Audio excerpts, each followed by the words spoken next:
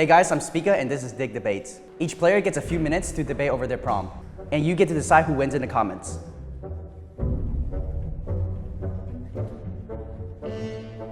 Everyone knows scrims doesn't matter because it's just practice, and throughout my whole career I have entered scrims and I've had pretty good results, and I'm pretty sure if I would have tried to win that we wouldn't have learned as much as a team.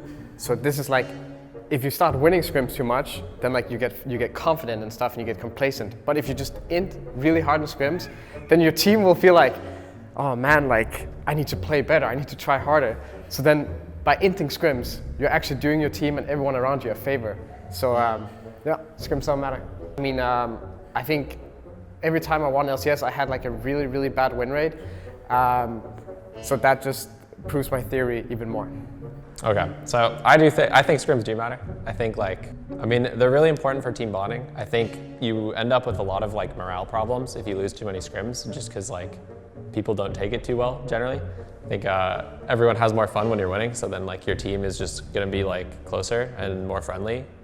And I just think like there's a level of scrim inting where you stop getting things out of the game, and it's just like the whole game falls apart and you FF, and then like you get blacklisted by the top teams, and then you're scrimming like the less good teams. So I think like if you don't take scrim seriously and try really hard, then eventually like your practice is just gonna get worse and worse, and then it'll show up in your stage matches because you just like, you'll int Baron because your scrims never end up in Baron because you just like lose.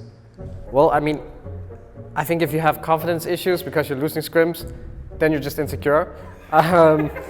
If you don't know how to play Baron situations and stuff like that, then you just suck, and it has nothing to do with scrims. Yeah, okay. I mean, team morale again, like kind of just stems from insecurities. Has nothing to do with scrims. Getting blacklisted, yeah. I mean, that one is hard to argue. You don't want to end up scrimming Immortals, so I don't know how I can really argue against that one. Actually, sorry, Immortals is not the bottom of the barrel. It could be worse.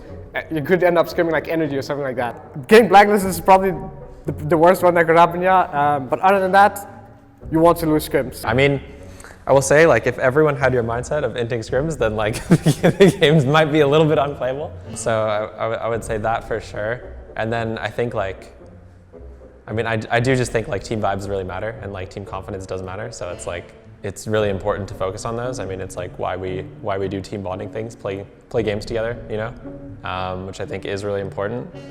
And yeah, I mean, biggest point is just going to be like if you get worse practice, like you're already getting worse practice in NA solo queue than every other solo queue. So if your scrims aren't good either, then like your practice gets like, starts to go downhill really fast. So I think that's the main argument on my side.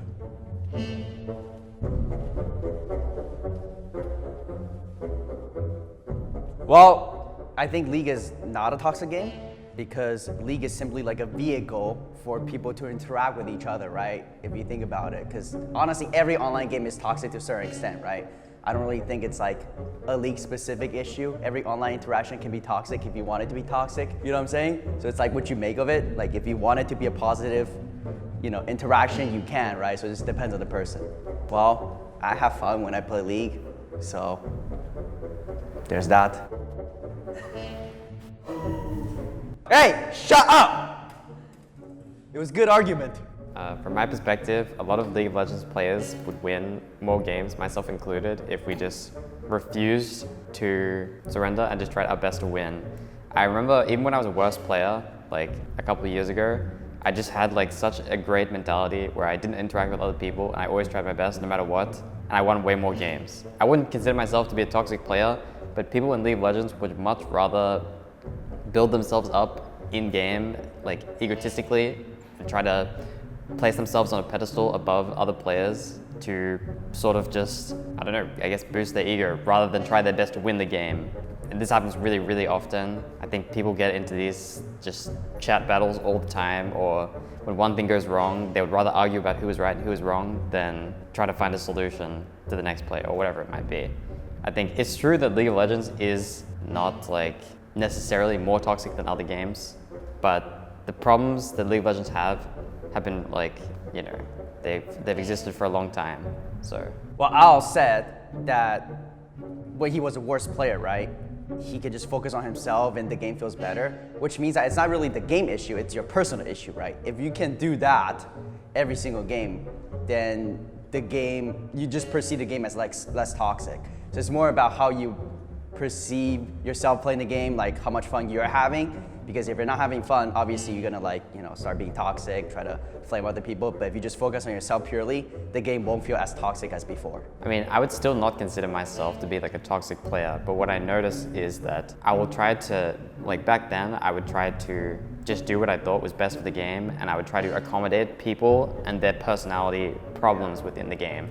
For example, if I saw that one player on my team was really good, I would play towards him regardless of what I thought the optimal play in the game was. And a lot of this is due to the fact that people's personalities and their tendency to tilt will affect their ability to carry, regardless of the resources they receive.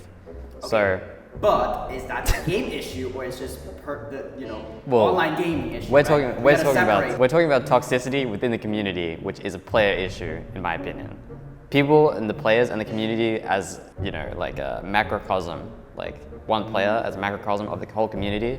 Every player wants to be the one that carries rather than be the team member that wins. And when you play towards who you think will carry, you're more likely to win rather than trying to do the best thing. And that's the problem with League.